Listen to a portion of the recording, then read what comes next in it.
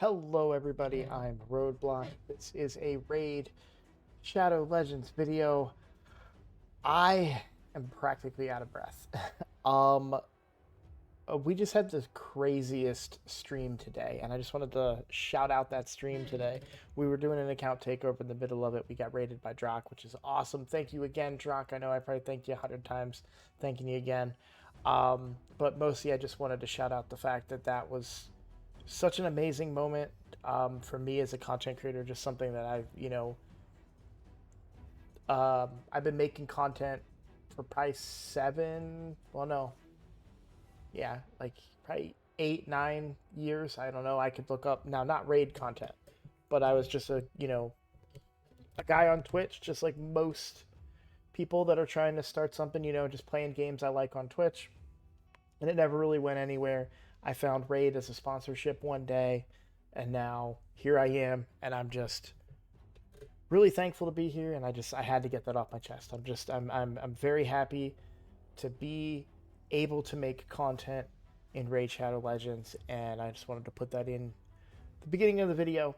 But let's get to what the topic of the video is really about here today. Let's talk about the drama.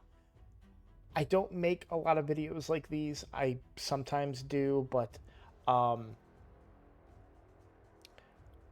not a big drama guy, and I don't always want to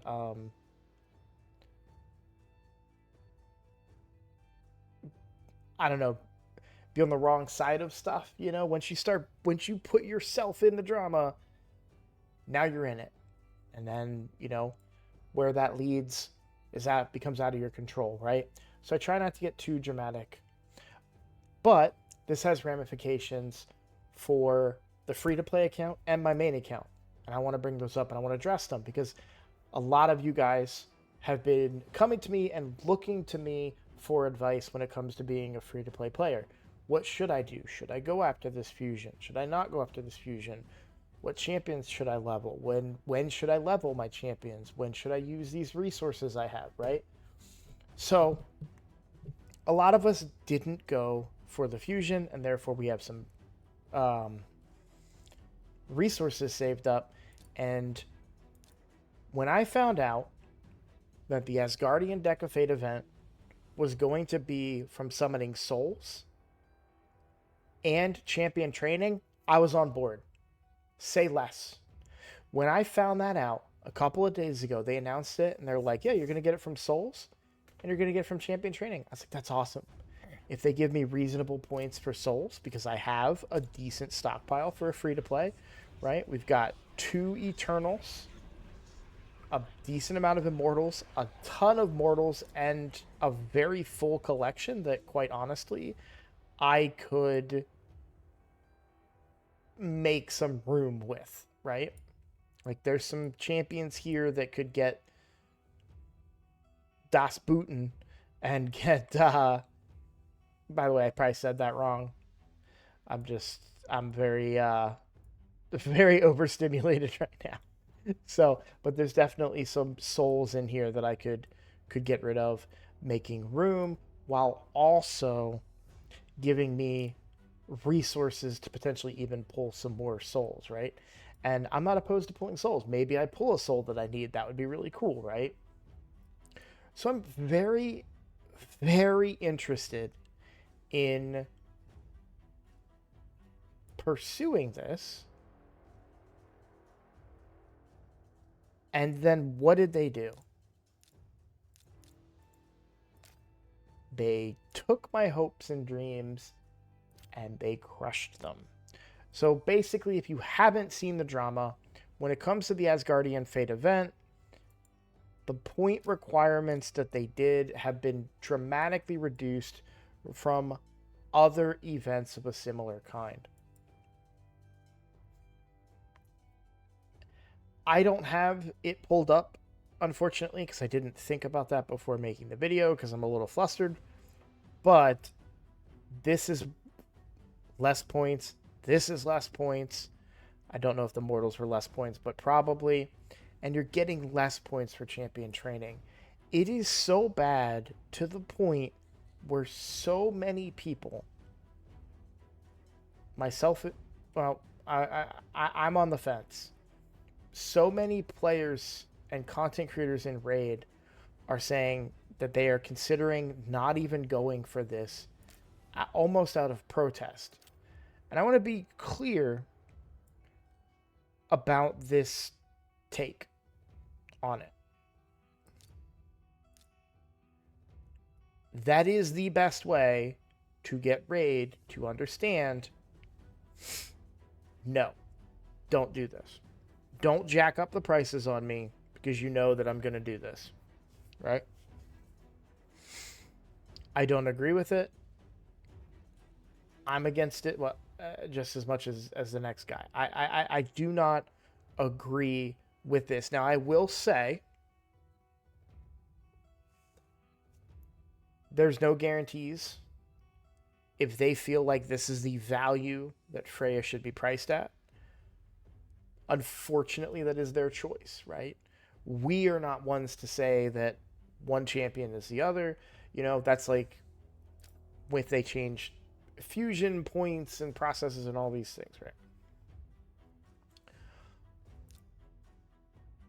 The question ultimately for me, and the same question that you're faced with now, do I still want to go for Freyja or not?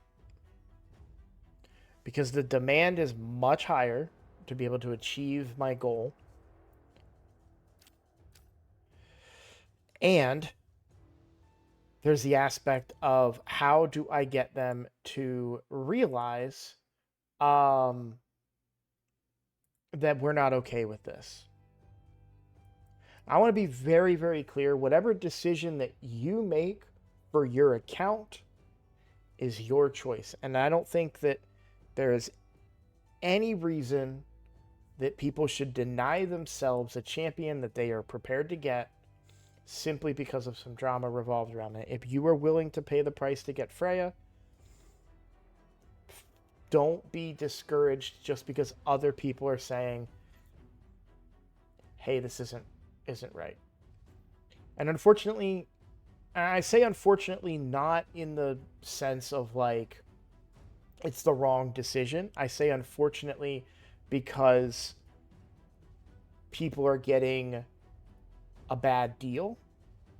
So unfortunately, I think a lot of people are still going to go for Freyja despite the price hike, and I say price hike in not literal terms, more in metaphorical terms, that they've raised how much we need to do to get this champion versus other times. I still think a lot of people are going to go for her. And again, that's their decision, that's their account. It sucks, but, you know, there's only so much that we can do. I will say this, though. Now I'm speaking strictly personal, not necessarily giving my opinion as a large point of view, but more as like, what does Roadblock, what does Kevin feel? How do I feel about this?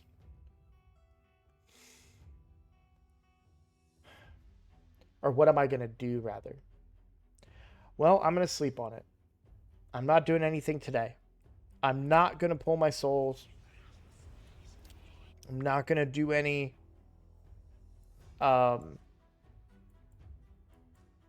champion training or anything. I was actually really looking forward to it because I want to do champion training, and I was like, you're going to give me a reason to do champion training and give me a pretty good legendary.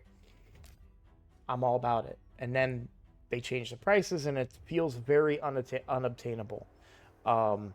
And I don't know if anybody did the one for Elatrion Blade Master, I believe was the Deck of Fate that was a champion training, but maybe it wasn't Deck of Fate, but however it was that we got Elatrion, I remember specifically it was Elatrion, was very grueling. Oh, it was a Hero's Path, I think. And you could get points from champion training, and it took forever, man. I was grinding and grinding and grinding. I remember when I got him, I was like, it's over. I can have a break now. So it's entire, with that in my head, that's the part that's got me like, that was hard enough back then, and now you're going to tell me that I got to do not double, but like 40% more than what that was, when I also have a stockpile of legendaries that I still need to build. But real quick, I want to look over her kit, and I'm actually just doing this live on camera to convince myself of what my decision is going to be, right? An AoE A1 with a 25% chance of placing Provoke for 1 turn counterattacks with the skill when a shield buff placed by this champion is removed by damage. Occurs once per turn. This is pretty solid for Hydra. I can even see some viability in Arena. Provoke is sneaky good in there. The big version of increased defense on all allies for 2 turns. Also places a shield buff on all allies for 2 turns. The value of the shield is proportional to this champion's defense each target champion's max HP. Lastly, remove all debuffs from all allies and places a block debuffs buff on them for 2 turns and gives them a 20% turn meter fill. Passive effect increases this champion's defense by 5% each time an ally inflicts a critical hit. Active effect prevents the death of an ally with the highest crit damage except this champion and keeps him alive with 1 HP when hit with a fatal hit. If there are multiple champions on the team with this skill, this effect will only activate once. Then heals that ally by 20% of their max HP and activates instant turn effect on them. It's the passive that I think is so interesting to me. I also love 30% ally defense in all battles. I think that's very, very good aura as well. I really am interested by Freyja, if I'm honest with you. I like the idea of being able to activate an instant turn on somebody that would otherwise not get a turn. Like, you could build somebody very slow with more other stats, high defense, high attack, high, crit damage or whatever it is. And it's like a go second team, right? You get hit, they would have died. Freyja saves them. Maybe she's in stone skin or something. She saves them, and they immediately get a turn. And, if they're a good defense-based nuker, instant turn, defense on the boots, really strong, heavy crit rate, crit damage, boom, big hit, right? That's kind of what I'm thinking about for her, but I'm just not sure that that's worth the effort, the time, and the headache of the event. The other thing, I was excited to pull some souls too, man. And there's some other good rewards in there too, right? Got 2 legendary books in there. We've got a primal shard in there. Some good resources. So I was excited. I was really, really excited about this event. And it really sucks that they kind of ruined it. So ultimately, I am sleeping on it.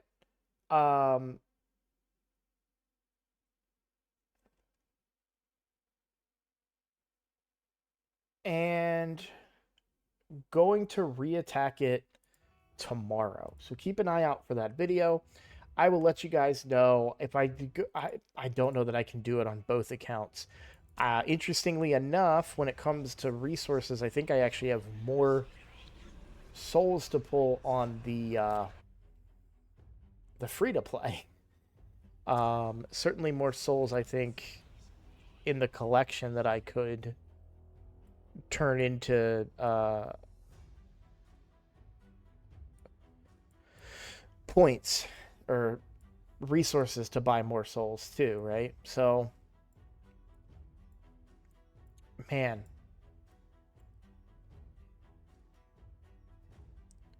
Wait, why do I have a 3-star Acrizia? What is my Acrizia on this account? She's already 3 stars. Well, we're going to go ahead and sell that. Okay. Well, all right. So I just wanted to share my thoughts with you guys. I am a little flustered. I'm a little kind of all over the place. I do apologize if my video is a little disconnected, but I wanted to make something. I also want to talk about the account a little bit right now. So I have been very overworked as of late. Um, Not like my work schedule is acceptable. It's just a combination of like work making. Sorry, let me start all over, guys. I would like to be making a video a day if possible, right? But I don't want to just make videos for the sake of making videos. I want to give you guys good, suitable content. So, one thing I wanted to say is if you guys have any content creators that you're fans of that you would like to see me do collaborations with, let them know in their comments. I know that sounds weird to say it like that. I I still and I was just asking another one of my, I mean, I don't know if I'm gonna use the word friend. I'm gonna say friend. I asked another one of my content creator friends if, if there's ever a feeling, if there's ever a point where this feeling of like I don't belong here goes away. I don't know that it's ever going to go away. So maybe I just have to accept the fact that it's just going to be there hanging on to me, and I just keep on moving forward. Um but I really want to get into more like collaborating and kind of like, you know, stuff like that. I've had a few ideas of that kind of stuff. So if you guys have any content creators that you think I don't know what is the suitable number of subscribers to approach, a content creator. And I've talked about this before, but it's like if I have 100 subscribers and I go to Hell Hades and say, hey, let's do a collab, there's no benefit for him, right? I'm only gaining and he's not gaining much, right? But what if I have 4,000 subscribers? Does that mean I'm more viable to do? I don't know what the answer is. I don't understand that part of it, right? Because I'm not them. I'm not that big. And so it's like, what is the trade off? What is the value? Where do we get to a point where we can make content, when I can start making content with other creators? I don't know, but we're almost at 4,000 subscribers. I want to make one quick, what's the word? Retraction. I said, I made 2 videos and I said this, and I'm super embarrassed about it.